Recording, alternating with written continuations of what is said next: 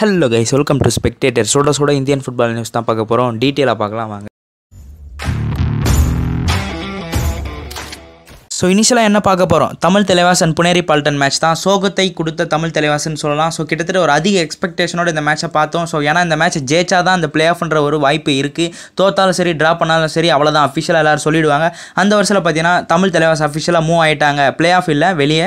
So இதோட அடுத்த season தான் நம்ம பார்க்கணும். ஸோ அந்த ஸ்டார்டிங் 7 பார்த்தோன்னே ஒரு ஐடியா வந்துச்சு, அவ்வளோதான் இந்த டீம் ஒன்றும் பண்ணாதுன்னு. ஏன்னா முக்கியமான பிளேயர் சாகர், யுவான்ஷு எல்லாருமே ஒரு டீமாக மூவ் பண்ணார். ஈவன் அஷான் குமாரே பார்த்தீங்கன்னா அந்த டீமை மறுபடியும் ஒரு குட் ஃபார்முக்கு வர வச்சார். இப்போ மாட்டிங்கன்னா எல்லாம் பிரிஞ்சு போயிட்டு முக்கியமான பிளேயர் இல்லாமல் ரொம்ப கஷ்டப்பட்டாங்க. இந்த பக்கம் பஸ்தமி ரொம்ப ஒரு மிஸ்டேக்ஸ் மேலே மிஸ்டேக் பண்ணிட்டு இருந்தார். ஸோ ஒரு சந்தோஷமே கிடைக்கலன்னு சொல்லலாம். அட்லீஸ்ட் அந்த மேட்ச் நீங்கள் தோத்தாலும் ஃபைட் பண்ணி தோற்றுனாலும் பரவாயில்ல, இந்த அளவுக்கு கேவலமாக தோற்றுது. ஸோ ஓவரால் அவங்க அந்த மேட்ச் அழகாக கண்ட்ரோல் பண்ணிட்டாங்கன்னு சொல்லலாம். ரைட்லேயும் பாயிண்ட் எடுக்க முடியல, டிஃபென்ஸ்லேயும் லூஸ் பண்ணிட்டு இருந்தோம். ஓவரால் டீம் பேக்கேஜ்டு பர்ஃபார்மன்ஸ் சொல்லலாம். புனேரி பால்டன் ரொம்ப நல்லா கேம் ஷோ பண்ணாங்க. பட் என்ன தான் தமிழ் தலைவாசன் ஒரு சோகத்தை கொடுத்துட்டாங்க. ஸோ அது வருஷம் கொடுக்குறது தான். ஸோ பெருசாக பழகிடுச்சின்னு சொல்லலாம். பட் இந்த மேட்ச்சை நம்ம வின் பண்ணியிருக்கலாம். ஹோப் ஒரு நியூ செட் ஆஃப் பிளேயர்ஸை கொண்டு வரவர்னு எதிர்பார்க்கலாம். இதுக்கப்புறம் நெக்ஸ்ட் சீசன் தான் அடுத்த மேட்ச், ஜஸ்ட் என்ஜாய் மட்டும் தான் பண்ண முடியும், பெருசாக எதிர்பார்க்க முடியாதுன்னு சொல்லலாம். பட் இன்னும் ஒரு டீம் சென்னை எஃப்சின்னு இருக்காங்க. அவங்களும் பார்த்தீங்கன்னா இதுக்கப்புறம் இந்த மாதிரி ஒரு மிஸ்டேக்ஸ், இந்த மாதிரி ஒரு சோகத்தை கொடுக்கக்கூடாதுன்ற மாதிரி ஒரு வேண்டுகிறோம். ஸோ நெக்ஸ்ட் என்ன பார்க்க போகிறோம் அப்படின்னு பார்த்தீங்கன்னா, கான்ட்ராக்ட் எக்ஸ்டென்ஷன் தர போகிறாங்க ஏட்ரியன் லூனாக்கு. இன்றைக்கி சரியாக நடந்துட்டு இருக்கிற பஞ்சாப் மேட்ச்சில் பார்த்தீங்கன்னா, அதாவது கேரளா பிளாஸ்டர்ஸ்க்கு சப்போர்ட் பண்ணுறதுக்கு ஸ்டேடியத்தில் இருக்கார் ஏட்ரியன் லூனா. அவருக்கு பார்த்தீங்கன்னா ஸோ அவரே தெளிவாக சொல்லிட்டார், நான் வந்து என் லைஃப் மோஸ்ட்லி பார்த்தீங்கன்னா கேரளா பிளாஸ்டர்ஸ்க்கு தான் ப்ளே பண்ண போகிறேன்னு. அந்த வருஷத்தில் பார்த்தீங்கன்னா கிட்டத்தட்ட 3 வருஷம் கான்ட்ராக்ட் எக்ஸ்டென்ஷன் கொடுத்துருக்காங்கன்னு சொல்லலாம் கேரளா பிளாஸ்டர்ஸ் மேனேஜ்மெண்ட். கண்டிப்பாக ஒரு சூப்பர் பிளேயர். ஸோ ஒரு பிளேயர் ஒரு சீசன் நல்லா பண்ணால் அடுத்த சீசன் கொஞ்சம் அடி வாங்குவாங்க, அதுக்கு அடுத்த சீசன் ஃபார்முக்கு வருவாங்க. பட் எல்லா சீசனுமே மோஸ்ட் கன்சிஸ்டன்சி பிளேயர்னா அது ஏட்ரியன் லூனான்னு சொல்லலாம். Super game, match by match game improve ஆகிட்டு வருது. நியூ செட் ஆஃப் பிளேயர்ஸ் ஈஸியாக அடாப்ட் ஆகிறாரு கேமுக்கு. அந்த டீம்னு எடுத்து பார்த்தா ஏட்ரியன் லூனா மட்டும்தான் நல்லா ப்ளே பண்ணுற மாதிரி இருக்கும். அவர் இல்லாமையும் அந்த டீம் நல்லா ப்ளே பண்ணுற மாதிரி ரெடி பண்ணி வச்சிருக்காரு இவான் ஒகுமனோஜ். ஸோ ரொம்ப சூப்பர் டீம். ஸோ பார்க்கலாம், Adrian Luna 3 years contract, next season அவரை மீட் பண்ணுவோன்னு எதிர்பார்க்கலாம். நெக்ஸ்ட் என்ன பார்க்க போகிறோன்னா, ஸோ மோகன் சூப்பர் ஜெயின்ஸ் போமஸ்க்கு பார்த்தீங்கன்னா நன்றின்னு சொல்லிட்டாங்க. அதுக்கு என்ன காரணம்னா, ஸோ இந்த டிசிஷன் எடுக்கிறது எங்களுக்கு, அதாவது ஆண்டனி அப்பாஸ் என்ன சொல்லியிருக்காங்க, அந்த டிசிஷன் எடுக்கிறதுக்கு எங்களுக்கு ரொம்ப கஷ்டமாக தான் இருந்துச்சு. ஸோ டிஃபிகல்ட் டிசிஷன் தான் நாங்கள் எடுத்தோம். பட் ஆஸ் ஹெட் கோச்சாக பார்த்தீங்கன்னா டீமுக்கு என்ன முக்கியமோ அதுதான். ஸோ அதுக்கேற்ற மாதிரி பார்த்தீங்கன்னா நான் மூவ் பண்ணால் ஸோ இந்த டிசிஷன் என்னை எடுக்க ஒரு நிலமை வந்துருச்சுன்ற மாதிரி சொல்லியிருப்பாரு. பட் ஃபெர்னாண்டோக்கு ஒரு எப்படி சொல்லணும், ஒரு பார்த்துருக்கோம், இப்படி நம்ம மூவ் பண்ணோம், இந்த மாதிரி செட் ஆஃப் பிளேயர்ஸ் வேணும்னு எதிர்பார்ப்பாங்க. அந்த மாதிரி ஹபாஸ்க்கு இந்த பிளேயர் சூட்டபுளாக இல்லை போல். ஸோ அதனால் வேறு பிளேயருக்கு மூவ் பண்ணியிருக்காரு. இவருக்கு நன்றி சொல்லிட்டாங்க. So new set of coach வந்தாங்கன்னா அதுக்கேற்ற மாதிரி பிளேயர்ஸ் எதிர்பார்ப்பாங்க. அந்த வருஷத்தில் பூமஸ் வேறு எங்கன்னா மூவ் பண்ணுவாரா, ஸோ பொறுத்திருந்து பார்க்கணும். ஸோ நெக்ஸ்ட் என்ன பார்க்க போகிறோம்னா, சால் கிறிஸ்போ ரூல்ட் அவுட் ஆகிட்டார், அவ்வளோதான் வரமாட்டார் ரெஸ்ட் ஆஃப் த சீசன். பூமஸ் வர போகிறாருன்ற மாதிரி சொல்லிட்டு இருக்காங்க ஈஸ்ட் பெங்காலில். இல்லை அவர் இன்னும் ஒரு 6 வாரம் கழிச்சு ரிட்டன் வருவாங்கன்ற மாதிரி சொல்லியிருக்காங்க. பட் இது ஒரு வயசாக தான் மூவ் ஆகிட்டு இருக்கு சால் கிறிஸ்போட இன்ஜுரி. ஸோ மோஸ்ட்லி அவர் ரிட்டன் ஆகிடுவாருன்னு சொல்கிறாங்க. பட் ஒரு கப்புள் ஆஃப் மேட்சஸ் அவர் மிஸ் பண்ணியிருக்காருன்னு சொல்லிட்டு வராங்க.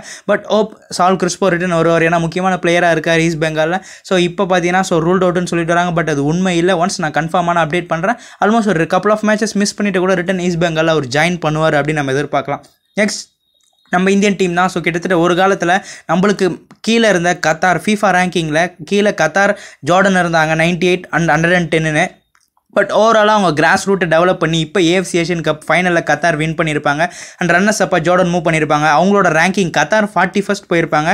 ஈவன் ஜார்டன் பார்த்தீங்கன்னா 71st இருப்பாங்க FIFA ரேங்கிங்கில். நம்ம 116 இப்போ ரீசெண்டாக அந்த AFC ஏஷியன் கப்பில் தோத்த காரணத்தினால 115லேருந்து 116 வரையும் நம்ம FIFA ரேங்கிங்கில் ரொம்ப பின்னாடி வந்துட்டோம் அப்படின்னு நம்ம சொல்லலாம். கிட்டத்தட்ட 100 தாண்டி போயிட்டு இருந்தோம். பட் இப்போ 116 வந்துட்டோம். ஸோ என்ன தான் ஒரு கோச்சுமே ஒரு பக்கம் சொல்லிட்டு வராங்க. பெட்ரோ பனாலே ஒரு பக்கம் சொல்கிறாரு, மனோலோ மார்க்கஸ் அவரோட ஐடியா சொல்கிறாரு, அங்கே டெரி பெலான்னு சொல்லிட்டு வராரு, இகாஸ் டிமாக் சொல்கிறாரு. என்ன தான் நடக்குது, எல்லாமே சொல்கிறதோட முடிஞ்சிருச்சா, இல்லை எதனா ஒரு செயல்திறன் எதனா காமிக்கிறாங்களா? ஸோ ஈவன் நிறைய பேர் அந்த FIFA அகாடமி ஸ்டார்ட் பண்ணுறேன்னு வந்து போனார். ஸோ இந்த மாதிரி ஏகப்பட்டது இருக்குது. பட் அதை ஸ்டார்ட் பண்ணியிருக்காங்களா, அப்கமிங் மேட்ச் அந்த ரிசல்ட்ஸ் மூலியமாக தான் நம்ம தெரிஞ்சிக்க முடியும். ஸோ என்னை பொறுத்த வரைக்கும் நான் சொல்லிட்டேன், எல்லாரும் என்ன கன்வே பண்ணுறாங்கன்னு. பட் என்னோட தாட்னு நான் சொல்லிட்டேன். பட் உங்களோட தாட்டை நீங்கள் தெரிவிங்க. இந்தியன் டீம் இதுக்கப்புறம் என்ன பண்ணணும், இல்லை ப்ராப்பராக மூவ் பண்ணிட்டு இருக்காங்களா, உங்களோட கருத்து என்ன, இதை பற்றி சொல்லுங்கள்.